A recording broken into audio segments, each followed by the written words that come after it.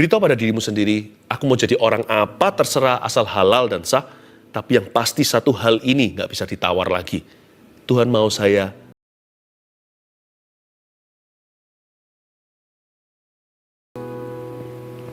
sungguh indah hadirat-Mu. Kami datang ke saat teduh untuk itu. To meet you, berjumpa denganmu. Tuhan terima kasih. Tuhan tersayang. Tuhan tercinta. Sampaikan kehendak-Mu. Hamba-Mu hanyalah alat-Mu. Sembunyikan hamba di balik salib Yesus. Program ini hidup karena Engkau dan untuk umat-Mu. Salurkan berkat-Mu Tuhan, jangan tahan. Aba bersyafaat untuk setiap orang yang membutuhkan di awal-awal acara ini. Hamba minta tangan Tuhan bekerja, mendatangkan kebaikan. Terima kasih Bapa. Dalam nama Yesus. Amin. Ambil Alkitab, ambil catatan. Oh, glory to God.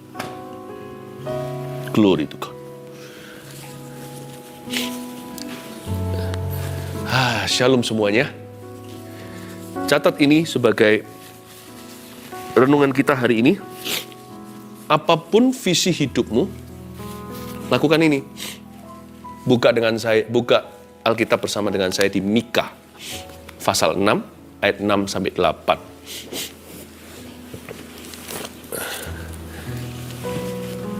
Seperti saat teduh begini, karena di depan kamera supaya angle-nya mudah untuk Anda ikuti, saya tidak pindah dari kursi atau dari sofa ini. Padahal dalam kemuliaan seperti itu, hadirat Tuhan begitu dalamnya, ingin sekali bersujud dan berlutut. Anda beruntung yang ada di rumah sana sebelah situ, tidak di depan kamera. Tuhan saja yang ada di hadapan.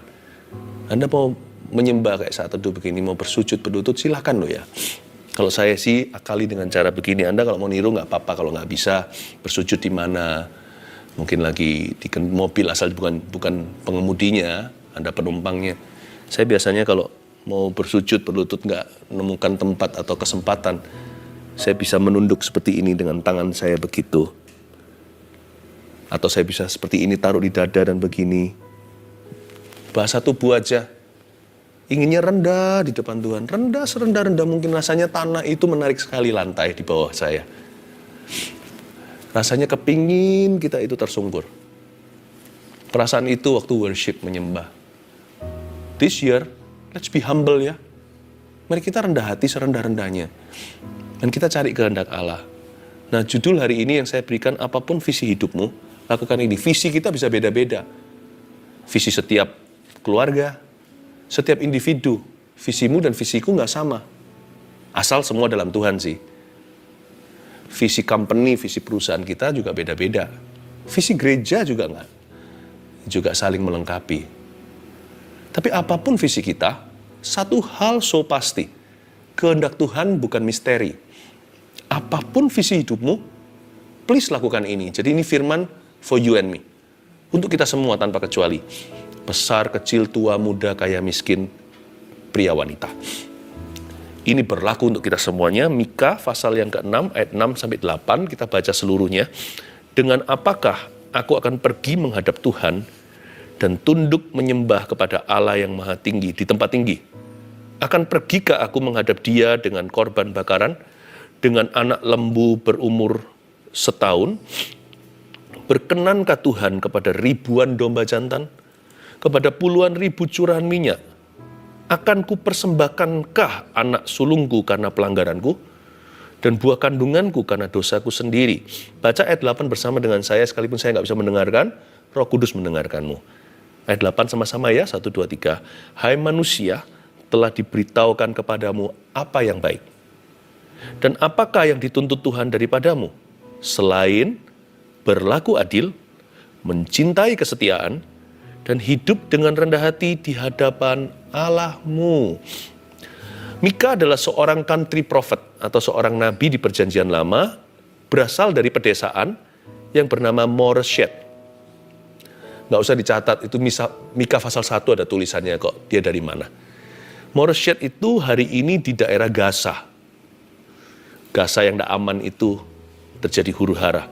Sekitar 25 mil ke Yerusalem jauhnya.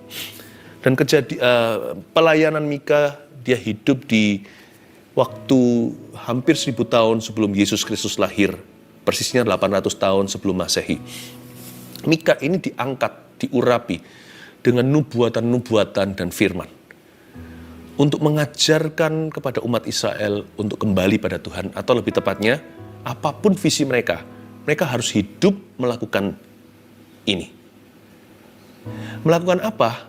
Berlaku setia, berlaku adil, mencintai kesetiaan, dan hidup dengan rendah hati. Jadi Mika memberikan standar ilahi dalam kehidupan umat Tuhan. Kepada siapa dia berbicara? Nabi ini diutus Tuhan kepada golongan menengah dan pekerja. Jadi dia bicara kepada the middle class. Ya, dia bicara kepada orang-orang yang adalah orang-orang yang mewakili mayoritas seluruh dunia. Ya, orang-orang di usia bekerja, dari golongan pekerja, orang-orang yang sibuk lah dengan kehidupannya. Seperti Anda dan saya, sibukan kita macam-macam sih. Ada yang sibuknya untuk mencari keuntungan, ada yang sibuknya untuk bertahan saja sudah lumayan. Pokoknya kita semua kan sibuk di dalam hidup ini, berusaha untuk bertahan. Nah, Mika diutus kepada orang-orang seperti you and me. Ayat 6 dan 7 tidak usah saya baca lagi. Dia berkata, dengan apa ya kita akan pergi menghadap Tuhan? Dia memberikan sebuah pendidikan pada umatnya. Dia memberikan edukasi. Kalau datang sama Tuhan itu, Tuhan tuh nggak mintanya muluk-muluk. Tuhan itu tidak minta banyak-banyak. Seperti yang banyak orang kira, Tuhan disamakan dengan berhala. Kalau tidak dikasih ini dan itu, dia akan hukum dirimu. Dia nggak seperti itu. Tuhan itu mudah untuk disenangkan. Tuntutannya masuk akal sekalipun dia ilahi, kita mortal atau kita manusia biasa. Tapi Allah tahu kita ini debu tanah. Karena itu standarnya tidak banyak-banyak kok. Tuhan punya requirement, tuntutan itu dapat kita capai. Bersama dengan Roh Kudus kita bisa. Dan ayat 6 dan 7 dia berkata kalau datang sama Tuhan, apakah perlu bawa banyak korban, persembahkan anak sulung bahkan? Apa perlu kita bawa yang mahal-mahal? Enggak. Tahun ini, be simple saja. Sederhana, apapun visi hidupmu, termasuk yang tinggi-tinggi. Karena mana ada orang punya cita-cita rendah. Kalau cita-cita rendah itu namanya bukan cita-cita. Selalu kan kita mau sekolah yang tinggi, kita mau menikah dengan pria atau wanita idaman, yang sudah punya rumah tangga kan kepingin punya rumah yang bagus, kepingin punya pekerjaan yang dia impikan. Cita-cita bolehlah tinggi. Tapi lakukan ini. Perkara sederhana yang Allah minta dari hidupmu tahun ini. Apakah itu? Ayat 8 kita langsung ke situ. Hai manusia. Hai manusia, kalimat hai manusia di sini itu menunjuk ke kita. Tuhan berbicara melalui Mika, menubuatkan kepada rakyat bukan ningrat. Siapapun dari kerajaan Israel waktu itu kepada siapa dia berbicara, sampai kepada rakyat jelata, rakyat biasa, manusia ya manusia. Selama di atas masih ada Allah, kita masih bisa mati, takutlah akan Tuhan. Carilah kehendak Allah. Hai manusia, kepada kita semua tanpa kecuali, telah diberitahukan kepadamu apa yang baik. Dan apakah yang dituntut Tuhan daripadamu? Saya tidak tahu apa yang menjadi visimu. Semoga Anda sebelum pergantian tahun lalu ke tahun sekarang ini, Anda sudah menulis visi sendiri. Biasakan untuk menulis. Di HP-nya juga boleh, di note catatan, atau ditulis di kertas beneran. Paling tidak dicatat dalam hati dan pikiran. Apa visi kita tahun ini? Apa resolusi? Ya. Dan apa yang kita mau capai? Target kita apa? Goal kita apa? Apapun itu juga, 3 hal yang saya mau bagikan ini, no doubt about it, tidak perlu diragukan, it's no longer a question, it is the perfect will of God for you. Inilah kehendak Allah yang sempurna. Sudah nggak usah cari lagi. Di awal tahun langsung ketemu kok. Visi sih masih kita tunggu penggenapannya. Cita-cita kita masih jalani. Kita masih menuju ke sana. Kehendak Allah langsung dikenal di Januari. Langsung tahu apa yang Tuhan mau. Itu yang disebut. Dan apakah yang dituntut Tuhan daripadamu? 1, 2, 3 only. Gampang loh. Apapun visimu ya. Saya yakin kalau 3 ini Anda lakukan, Allah beserta. Visi itu tidak susah. Bagi Tuhan loh, visi yang biasa, visi yang tinggi, cita-cita yang menengah, cita-cita yang terlalu di atas sana. Kalau tidak mujizat, nggak mungkin terjadi. Bagi Tuhan semua itu mudah, semudah membalikkan tangan. Karena bagi Tuhan apa yang susah? Yang Tuhan minta cuma 3 ini. Mau visi Anda segini atau segitu lebih besar, easy for God to fulfill anything. Tapi 3 hal ini adalah pilihan hatimu sendiri loh. 3 hal ini adalah keputusan hidupmu. Yang ini Tuhan tidak paksa, Tuhan mengetuk di depan pintu. Berikan Tuhan 3 ini. Whatever your vision is.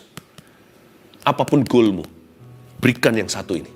No, 1, 2, 3. Dan saya yakin, when God is pleased, kalau Allah itu disenangkan dan tidak susah menyenangkan Allah seperti yang kita kira.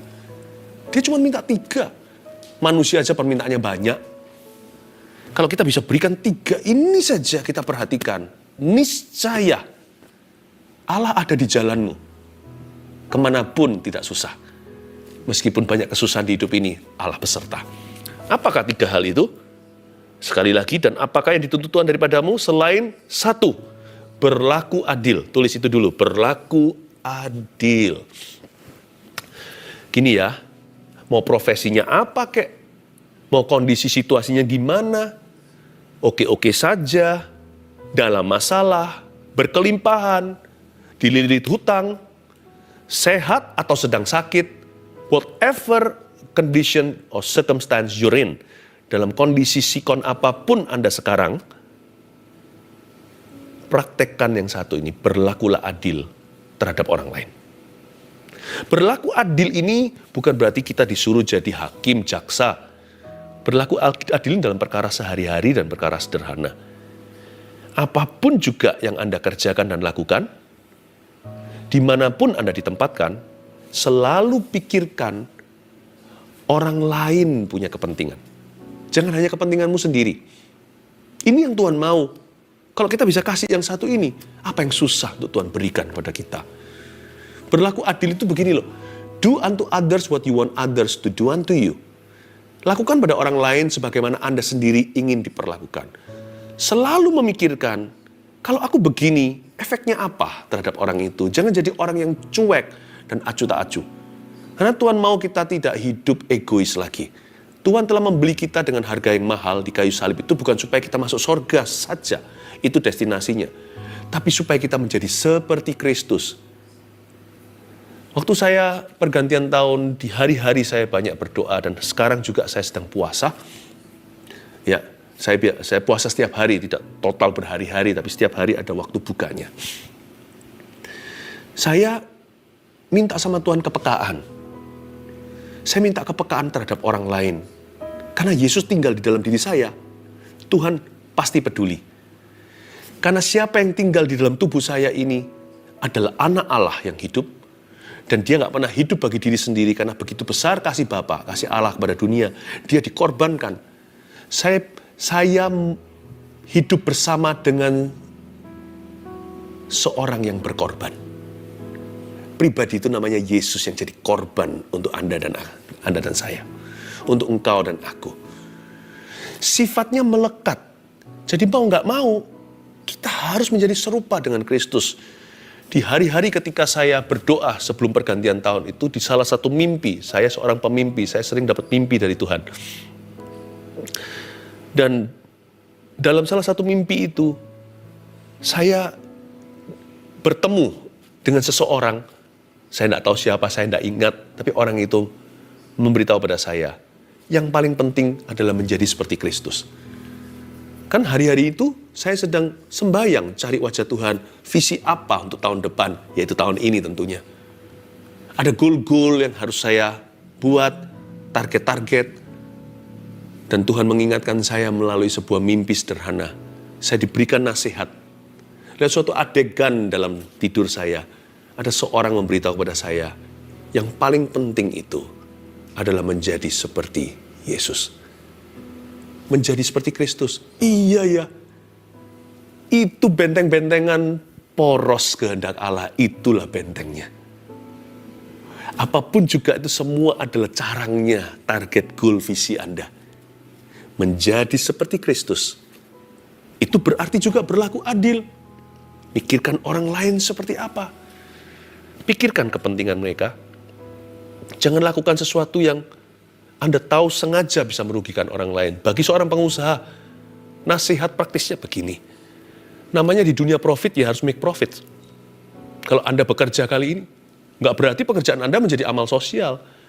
Pekerjaan itu sehat kalau bisa mendapatkan keuntungan. Hanya ingatlah, ambillah keuntungan yang bisa Anda ambil secara sah. Jangan ambil yang apa Anda bisa rampas. Jangan halalkan segala cara tahun ini. Jangan demi supaya menjadi kaya, lalu ngaku-ngaku berkat Allah. Kita nggak bisa halalkan semua cara. Ya memang kita nggak boleh kata orang kalau jadi orang baik kapan suksesnya. Enggak juga sih. Tulus itu selalu disertai dengan cerdik. Cerdik harus selalu bertumbuh pada tulus. Cerdik seperti ular, tulus seperti merpati. God teaches us both. Dia mengajarkan kedua-duanya. Jadi kalau kita bisa memikirkan orang lain, malah kita dapat orang loyal loh di perusahaan kita. Culture kebudayaannya pun berubah menjadi kebudayaan kerajaan sorga. Tanpa disadari orang yang tidak kenal Tuhan pun mengecap dan melihat dan merasakan kebaikan Tuhan melalui company yang Anda pimpin. Sebenarnya berkat itu banyak bagi orang yang berlaku adil. Itulah sebabnya jangan halalkan segala cara. Tahun ini timbang-timbang segalanya. Kan ada 365 hari. Kita nggak harus ngambil keputusan langsung segera. Sebagian besar keputusan itu bisa dipertimbangkan dulu.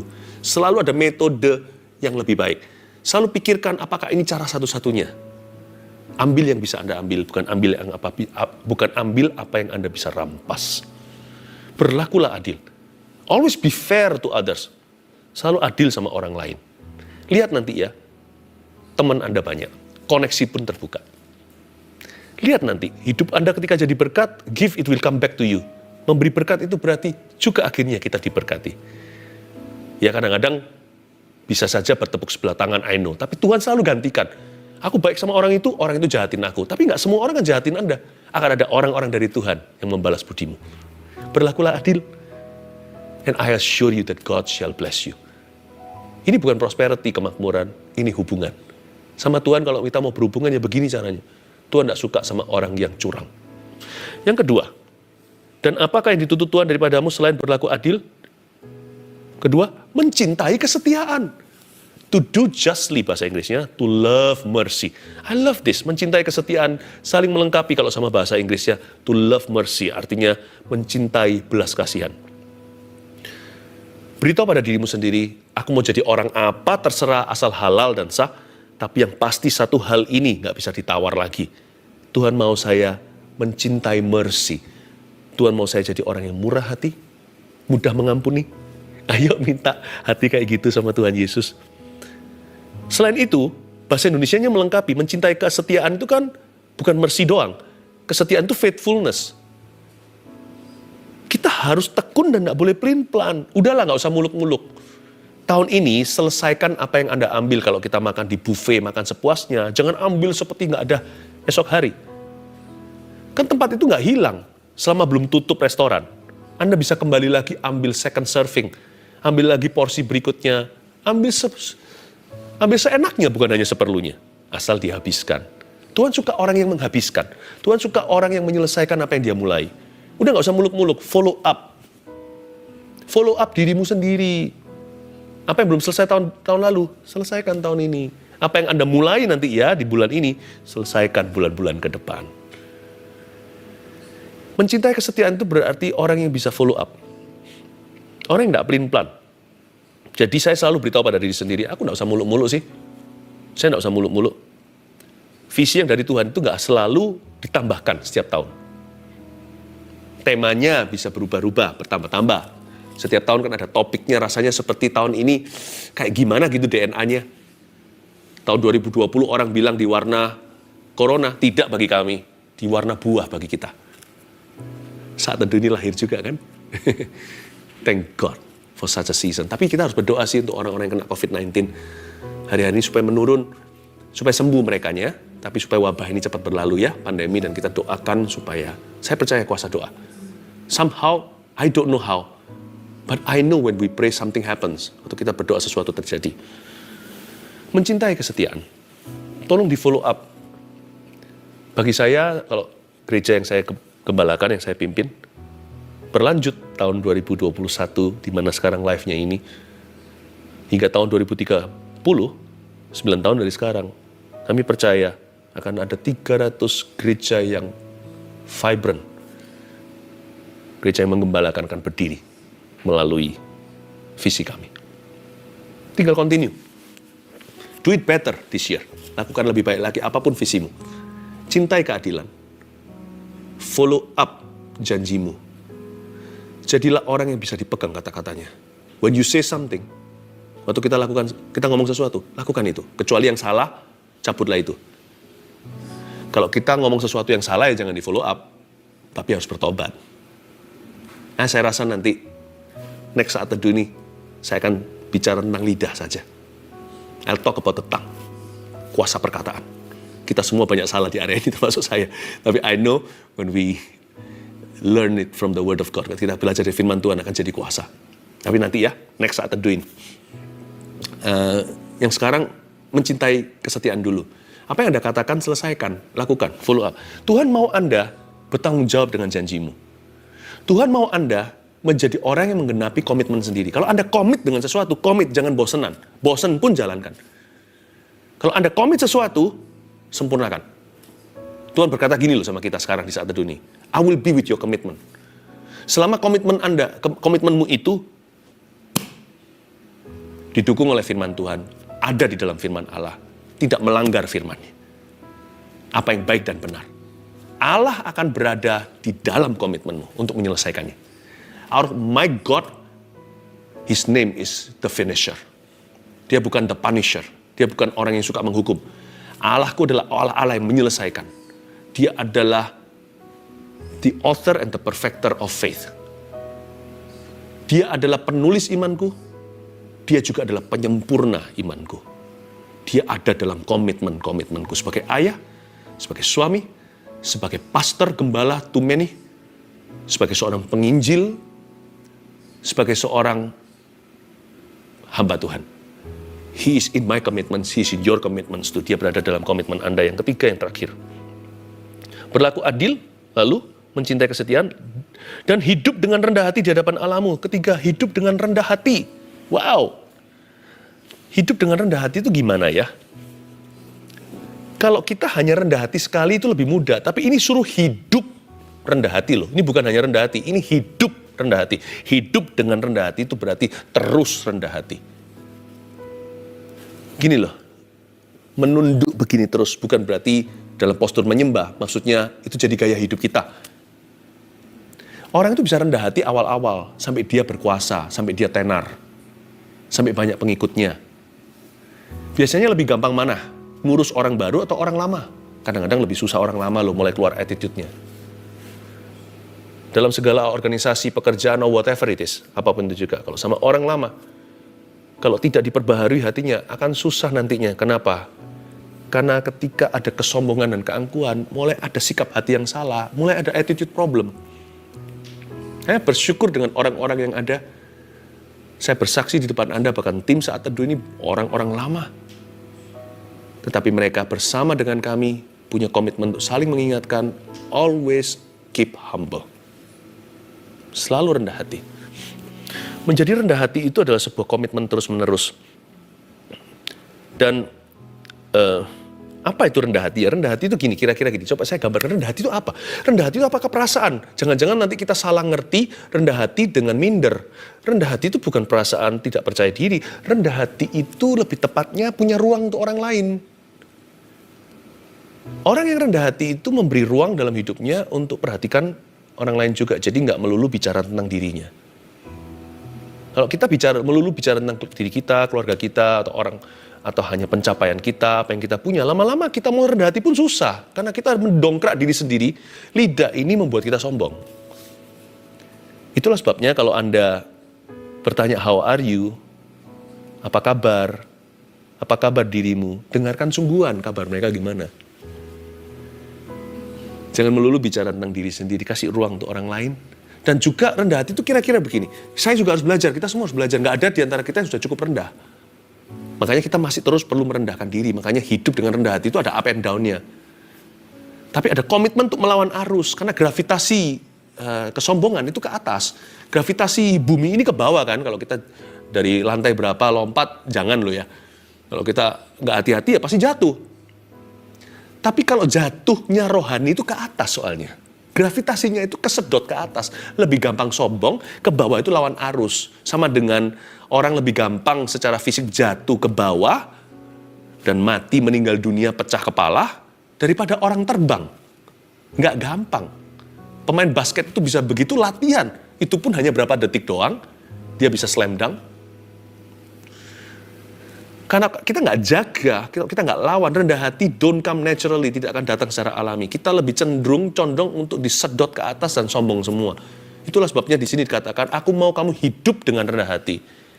Terus menerus lawan kesombongan.